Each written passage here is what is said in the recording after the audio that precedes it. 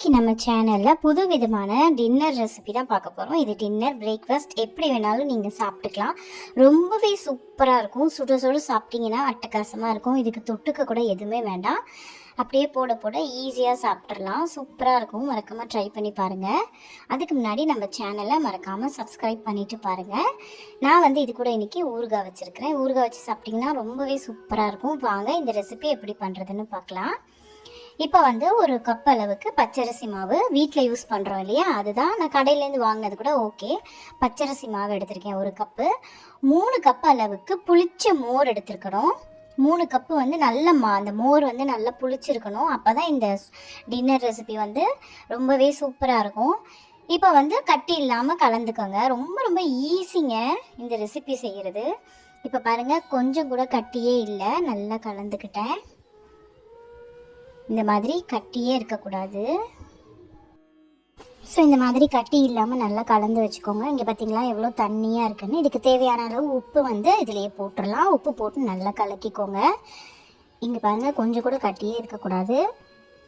இந்த மாதிரி நல்ல மோர் மாதிரியே இருக்கணும். இப்போ ஒரு கடாய் வச்சுக்கோங்க. கடாயில் நம்ம ஒரு 4 ஸ்பூன் எண்ணெய் விட்டுக்கலாம். எண்ணெய் கொஞ்சம் தாராளமாக விட்டுக்கோங்க, அப்போ தான் நல்லா மாவு வெந்து வரும்.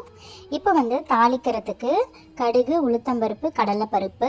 நான் இன்றைக்கி மோர் மிளகா போடலை. உங்ககிட்ட மோர் மிளகா இருந்துச்சுன்னா மோர் மிளகா போட்டுக்கோங்க. என்கிட்ட இல்லை, அதனால் வரமிளகா ஒரு 4 போட்டிருக்கேன்.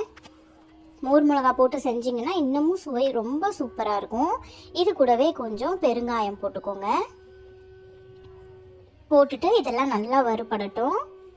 இதெல்லாம் நல்லா வறுத்துக்கிட்டு கொஞ்சம் கருவேப்பிலை கூட கிள்ளி போட்டுக்கோங்க. கருவேப்பிலை போட்டாலும் இன்னும் சுவை சூப்பராக இருக்கும். இது கொஞ்சம் பொன்னிறமாக வர வரைக்கும் வறுத்துக்கோங்க. நல்லா தாராளமாக தாளிச்சிங்க அப்படின்னா இது சாப்பிடும்போது ரொம்பவே சுவையாக இருக்குங்க. இது நல்லா பொரியட்டும் கடுகெல்லாம். இப்போ நம்ம கரைச்சி வச்சுருக்கோம் இல்லையா, அந்த மோரில் அரிசி மாவு அதை அப்படியே விட்டுக்கோங்க. விட்டுட்டு கைவிடாமல், அதாவது கலரிக்கிட்டே இருக்கணும். கைவிடாமல் நல்லா கிளறுங்க, ஏன்னா அங்கங்கே கெட்டி கெட்டியாக ஆகிடும். அதனால் கைவிடாமல் நல்லா கலந்துகிட்டே வாங்க. கொஞ்சம் கொஞ்சமாக நம்ம விட்ட மோர் அரிசி மாவும் கொஞ்சம் திக்காகிக்கிட்டே வரும். இப்போ பாருங்கள், நான் உங்களுக்கு திக்காகிறத காமிக்கிறேன் எந்த ஸ்டேஜுன்னு. நல்லா கைவிடாமல் கலருங்க, அப்போ தான் கட்டி கட்டியாக அங்கங்கே இல்லாமல் இருக்கும். அதுவே திக்காய்கிட்டே வரும். இது ரொம்பவே ஈஸியாக செஞ்சிடலாம். எப்போல்லாம் பசிக்குதுன்னு நினைக்கிறீங்களோ டக்கு டக்குன்னு செஞ்சிடலாம். இங்கே பாருங்கள், நம்ம எவ்வளோ தண்ணியாக விட்டோம். நல்லா கலந்து கொடுத்துக்கிட்டே வர வர இந்த மாதிரி நல்லா திக்காயிடுச்சு பார்த்தீங்களா. நல்லா கலந்துக்கிட்டே இருங்க.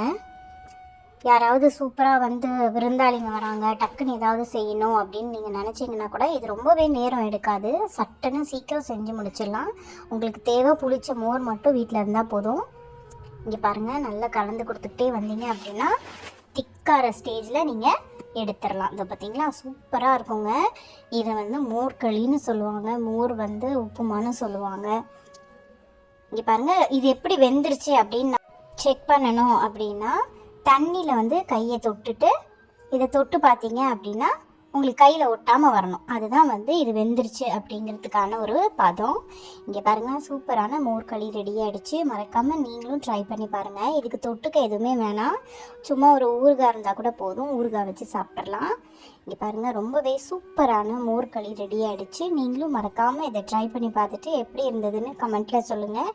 நிறைய பேர் ஏன் வீடியோ போடுறதில்ல அப்படின்னு கேட்டிங்க, அதுக்கான ரீசன் நெக்ஸ்ட் வீடியோவில் சொல்கிறேன். பாய்.